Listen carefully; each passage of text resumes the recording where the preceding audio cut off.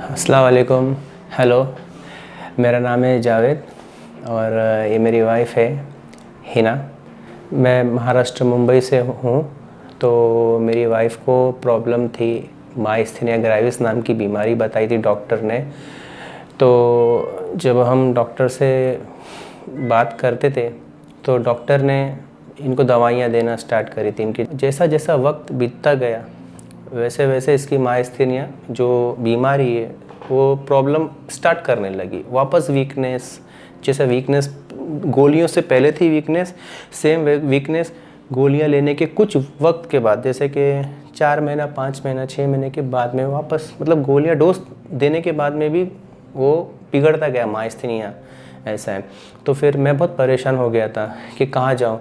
और ये मतलब ये क्राइसिस में चली जाती थी। फिर इसको एडमिट करो, प्लाज्मा इसका होता था, इसको बहुत प्रॉब्लम होती थी और ऐसा इसके साथ में 2 बार हो चुका है और मेरा काफ़ी पैसा गया, लेकिन मेरे को कभी किसी ने सर्जरी के बारे में बताया नहीं।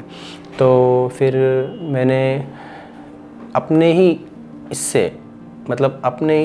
इससे मैंने सोचा कि चलो मैं खुद YouTube में जाके सर्च करता हूँ कि माइस्थेनिया का बेस्ट इलाज कहाँ पर होता है या बेस्ट ऑपरेशन कहाँ पर होता है। तो फिर मैंने जब ही सर्च किया तो सबसे पहले अरविंद सर के बारे में मुझे पता चला, उनकी टीम के बारे में मुझे पता चला। तो फिर मैंने उनसे संपर्क किया, उनके कॉन्टैक्ट नंबर निकाले, संपर्क किया। तो फिर कुछ वक्त के बाद मैंने डिसाइड किया कि चलो अभी दिल्ली चलना है, वेदांता हॉस्पिटल में चलना है। तो जाने के बाद में मुझे हर्षवर्धन सर हैं जो हमारे बड़े अच्छे डॉक्टर हैं, बड़े प्यारे हैं और हंसाते हैं। ऐसा लगता नहीं है कि वो डॉक्टर हैं, ऐसा लगता है कि फैमिली मेम्बर है वो। तो उनसे मुलाकात हुई तो उन्होंने देखा उनको, मेरी वाइफ को। तो फिर उन्होंने एक डॉक्टर का नाम लिख के दिया। वो डॉक्टर का नाम था विनय गोयल, डॉक्टर विनय गोयल, जो न्यूरोलॉजिस्ट है। तो फिर हम उनके पास गए। तो उनके पास जाने के बाद में उन्होंने देखा इनको और टेस्ट किए कुछ। तो फिर हमें वहाँ से जाने को कहा कि आप जा सकते हो और एक हफ्ते के बाद में आप हमें, 1 हफ्ते या 2 हफ्ते के बाद में आप हमें वीडियो कॉलिंग कर सकते हो। जो दवा उन्होंने लिख के दी हम खाते रहे। महीना 1.5 महीने के बाद में फिर विनय गोयल ने ये कहा कि आप आ सकते हो अब सर्जरी के लिए, आप सर्जरी के लिए आप अब कंफर्टेबल हो। नमस्कार। आज जिस पेशेंट की हम बात कर रहे हैं वो बहुत दूर से हमारे पास, महाराष्ट्र मुंबई से ये हमारे पास आई थी और इनको जो प्रॉब्लम थी उसको कहते हैं माइस्थेनिया ग्रेविस। अब माइस्थेनिया ग्रेविस एक बीमारी ऐसी है जो कि मसल्स की बीमारी है। मसल्स तक जो है एक्शन पोटेंशियल, जो हमारा दिमाग सोचता है कि मैं ये हाथ उठाऊं, ये चलाऊं, वो कमांड जो होती है मसल्स फॉलो नहीं करती। ये एक ऐसी बीमारी होती है। इसमें आंखें गिर जाती हैं, खाना खाने में दिक्कत होती है, सांस लेने में दिक्कत होती है, पेशेंट को चलने में दिक्कत होती है, बहुत जल्दी थक जाता है। ये सब इसके सिम्टम्स होते हैं। ऐसा ही हिना के साथ बार बार हो रहा था। पहले तो इनका डायग्नोसिस ही महाराष्ट्र में नहीं बन पा रहा था। बहुत सारे न्यूरोलॉजिस्ट के पास ही गई, वो डायग्नोसिस नहीं बना पा रहे थे। फिर किसी एक अच्छे न्यूरोलॉजिस्ट ने इनका डायग्नोसिस बनाया, बट ये बार माइस्थेनिक क्राइसिस, जिसमें ये बहुत बीमार हो जाती थी और इनको आईसीयू वगैरह में भी एडमिट करना पड़ता था। ऐसा इनके साथ बार हो रहा था। तो इन्होंने कहीं से हमारे बारे में जाना, ये फिर हमारे पास आई। तो पहले जब माइस्थेनिया के पेशेंट हमारे पास आते हैं तो सीधा हम उनकी सर्जरी नहीं कर लेते। तो पहले क्या करते हैं, पहले हमारे न्यूरोलॉजिस्ट उनको देखते हैं, उनको स्टेबलाइज करते हैं, उनको नॉर्मलाइज करते हैं और उसके बाद हम उनकी सर्जरी करते हैं। अब सर्जरी क्या करते हैं हम इसके अंदर, तो ये जो ब्रेस्ट बोन होती है इसके नीचे एक ग्लैंड होता है जिसको कहते हैं थाइमस ग्लैंड। और हमारे भी कई शोध हैं और बाहर की दुनिया के भी कई शोध हैं। अगर ये थाइमस ग्लैंड पूरी तरह से बॉडी से निकाल दिया जाए तो कम से कम 80% ऐसे लोग जिनको माइस्थेनिया है और वो यंगर एज ग्रुप में है, उनको बहुत ज्यादा फायदा मिलता है इसको करने से।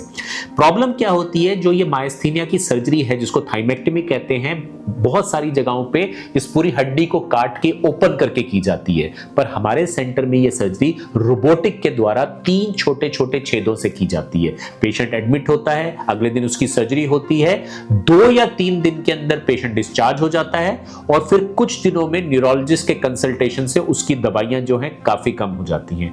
यही है माइस्थीनिया का पूरा इलाज। तो अगर किसी भी पेशेंट को माइस्थीनिया की प्रॉब्लम है तो उसको ये सर्जरी कंसिडर करनी चाहिए।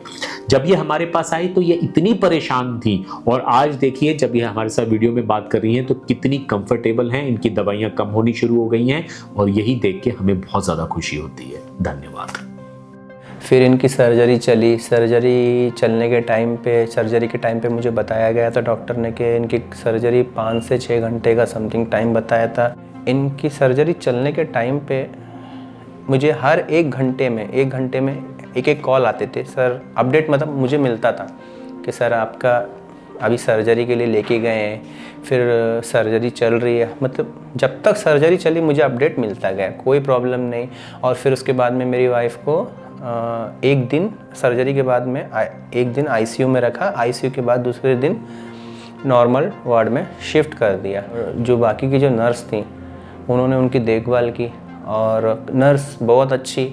मैं एक्सपीरियंस करके जा रहा हूँ कि मतलब ये जो हॉस्पिटल है इतना केयर करता है, मतलब पेशेंट का बहुत केयर करता है। आपको फील नहीं होने देगा कि आपके रिश्तेदार आपको मिलने नहीं आए, वो मिलने नहीं आया, ये मिलने, ऐसा लगता है कि यही रिश्तेदार हैं। बहुत अच्छा एक्सपीरियंस रहा। मैं इस हॉस्पिटल से एक अच्छी यादें लेके जा रहा हूँ, ऐसा है। और काफ़ी तारीफ़, और दिल से भी तारीफ़ और दुआएं इस हॉस्पिटल की के। और अरविंद सर की टीम के लिए डॉक्टर बहुत अच्छे हैं। फिर से मैं बोलूँगा डॉक्टर सभी अच्छे हैं। राहुल सर हो गए, और हर्षवर्धन सर, अरविंद सर।